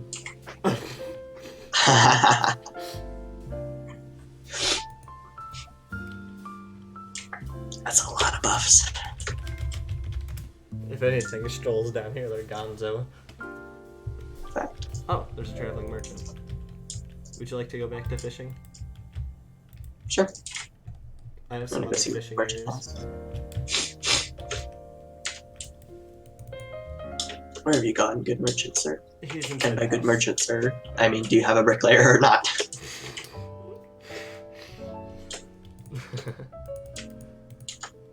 I turned my map off. Me when I'm walking into the bricklayer shop. Do you have a bricklayer or not? Very cool. Or they tell me. Zooming time. I do not see him. Oh, there he is. He's to the left. Found him. Wow. What do you got for me? So my Got other his foe. fishing places aren't as spectacular as those. Like, Oh, there's a pressurator. Automatically places actuators on placed objects. So it's like an actuator stick, but better. yeah, I have one of those. I'm gonna buy one because I'm No, it's not better because it requires actuators. The actuation rod Oh, really? just actuates the blocks. I see. So this is okay. Makes sense. Never mind. Got it. So where shall we go to fish? Also, you wouldn't happen. Actually, I'm gonna go catch some worms. I need some worms. Do you not have any more journeyman bait? I have 4 journeyman bait left. What if you open up all of your wooden crates? Oh, I have you 5 gave wooden them all crates. to me. I can still open them. I got tin, lead, obsidian skin potion, and 13 lesser mana potions. Here's 12 of those. Thank you. I'm just gonna stand in my base and do this. Just quick stacked everything, then open a bunch more. Works for me. And then just scrap these. That was a lot of fish I just put away.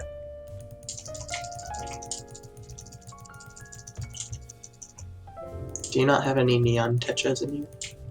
Evidently not. Just throw them in this chest right here. Far left. I see. Maybe I just... Yeah, you don't have any neon tetras. Interesting. Yeah, I ended up getting like 200 bass. Thought that was quite funny. Here, you can have this. I don't want it. Thank you. You should not be thanking me for that.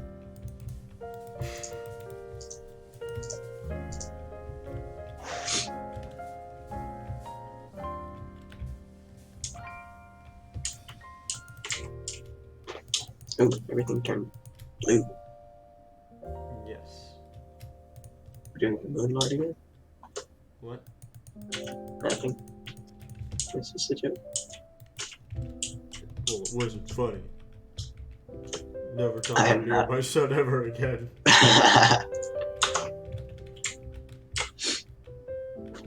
Where can we go fishing? Oh, we should go down here.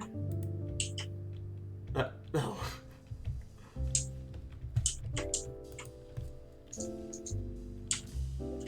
Uh-huh.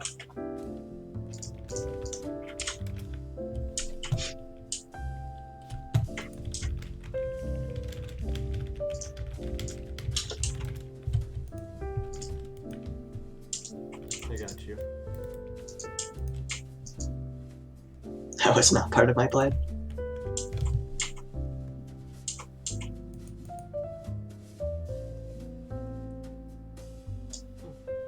Do you get hungry when you stay up this late? I get snackish. Yeah, me too. Where did that saucer come from? Oh, that's mine. I guess Alexis is watching the stream, so hello. Hello.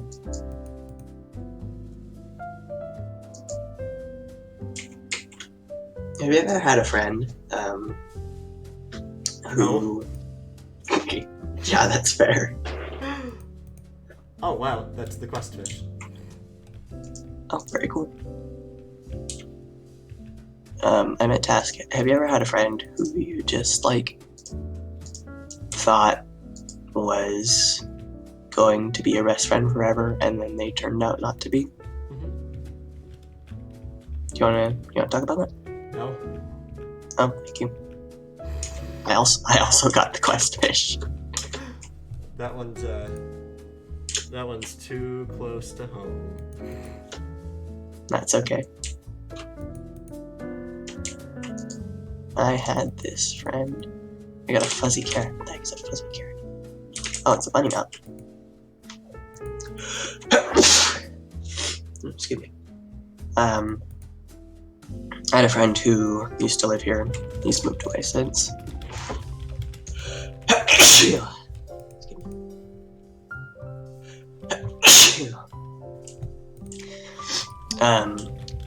But it was last summer. I ended up practically spending every day over at his house. I would sleep over very frequently. I think I actually spent more days over at his house than I did at my own. I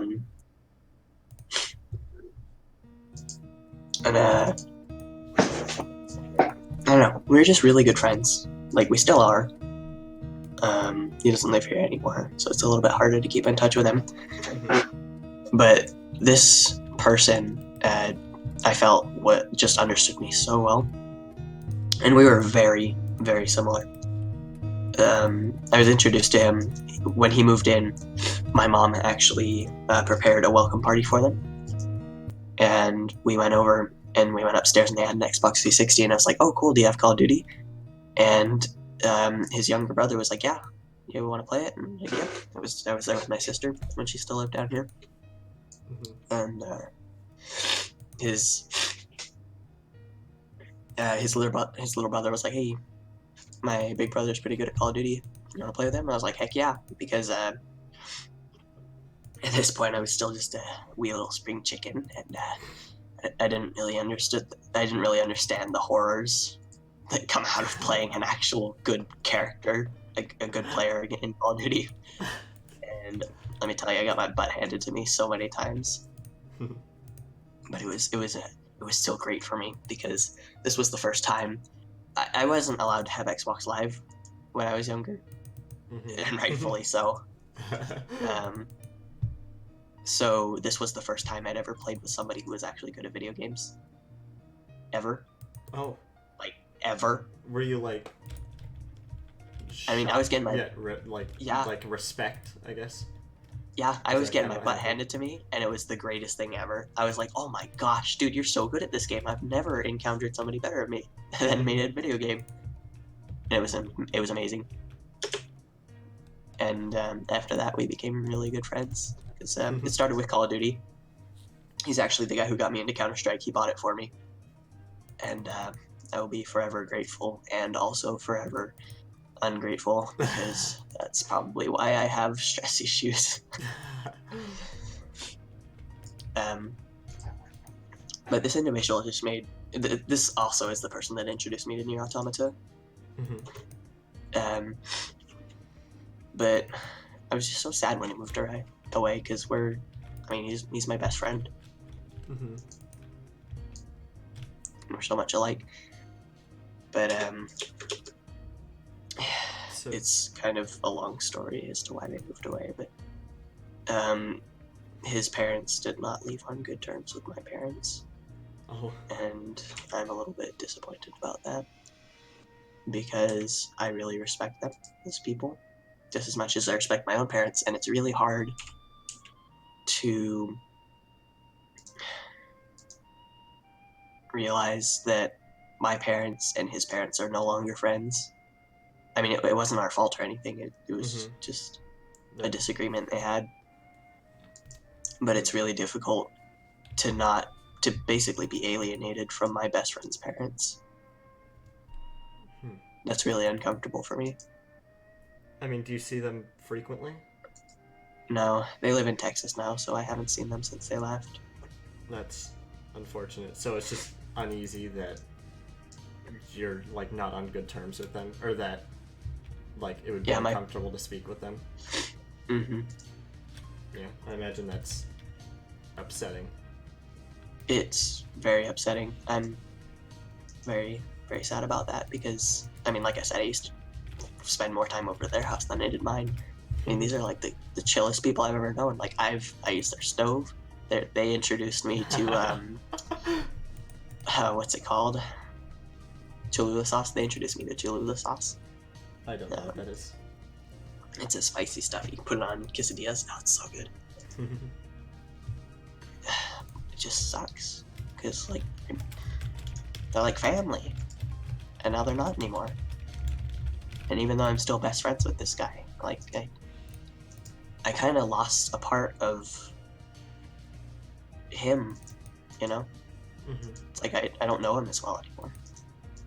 I mean, I imagine since you spend less time together, your personalities kind of, obviously they changed as you grow up. So, yeah. Like, are you still as good as friends with him when you talk? Do you still talk? Yeah, we talk frequently. Sometimes we play Counter-Strike together. And, you know, I still berate him, he still berates me, make fun of each other, just like normal. But that kind of familiarity of basically me walking into his door whenever I feel like it, it's gone. Yeah. And it just sucks. Still my best friend. Still trust him with my life, but what we used to have isn't there anymore. If that makes sense. Yeah. So that's kind of unfortunate, but he's still my best friend. So that's kind of like the relationship that I have with my best friend. That's why I was kind of curious about yours, but we don't have to talk about it. I need to go blow my nose again. I'll be back in a minute. Okay. I got a frog leg.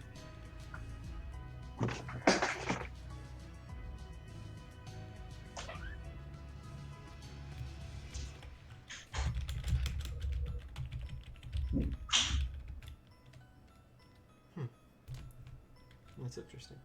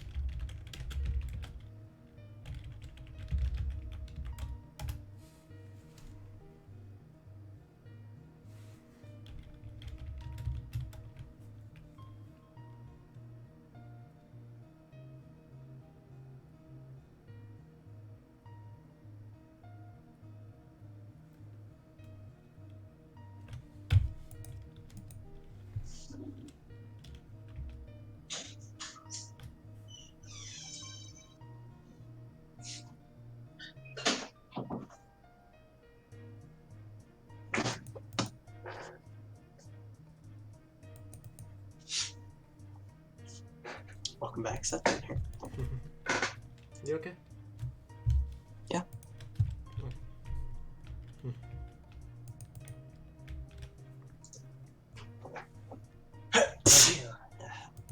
I've been working outside all day, so my nose is not particularly agreeing with me right now.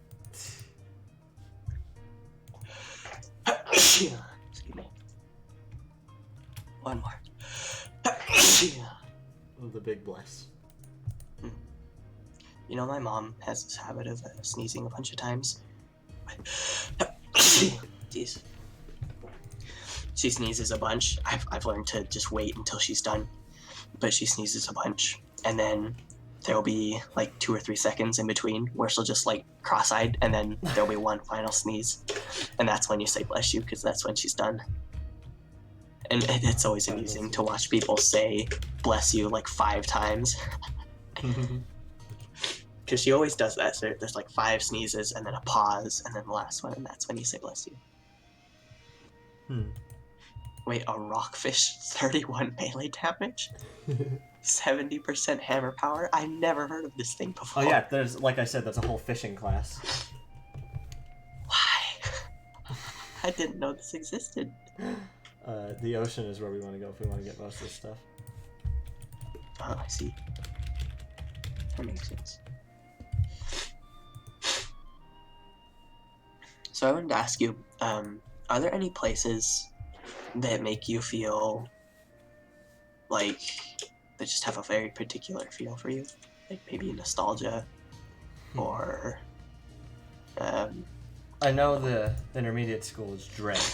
But, That would make sense. So, this is a weird one. There's some, you know, like nostalgic ones, but I'm sure that's what you're expecting to hear. So I'm going to give you a weird one. So my dad, for a while, had a unit inside of a warehouse that we weren't paying for, but what he would do is he would work to, like, he would do little, he's an electrician, so he would do little things for like the manager to keep the place.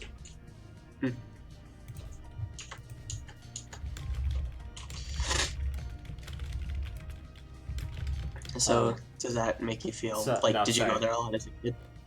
So I would always go and I would help him with things.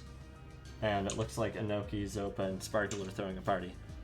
But I'd always go and help him with things, and it's not a fun place. Like, it's really cold there. But, I recorded a video there with Quinn once. Quinn and Mahoney. Oh, did you? Yeah. But whenever I would go there, I would always, end up having to work and do stuff. So whenever I pass by there, it's just like mildly upsetting. Yeah. And now they made it into like it's a house of jump. It's that. That's the place. Oh. And my dad actually helped build House of Jump. He put a lot of work into making that happen. That's pretty cool.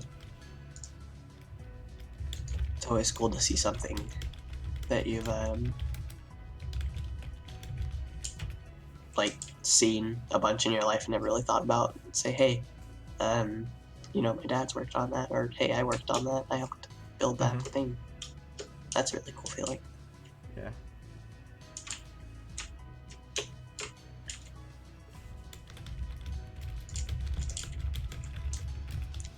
I think for me,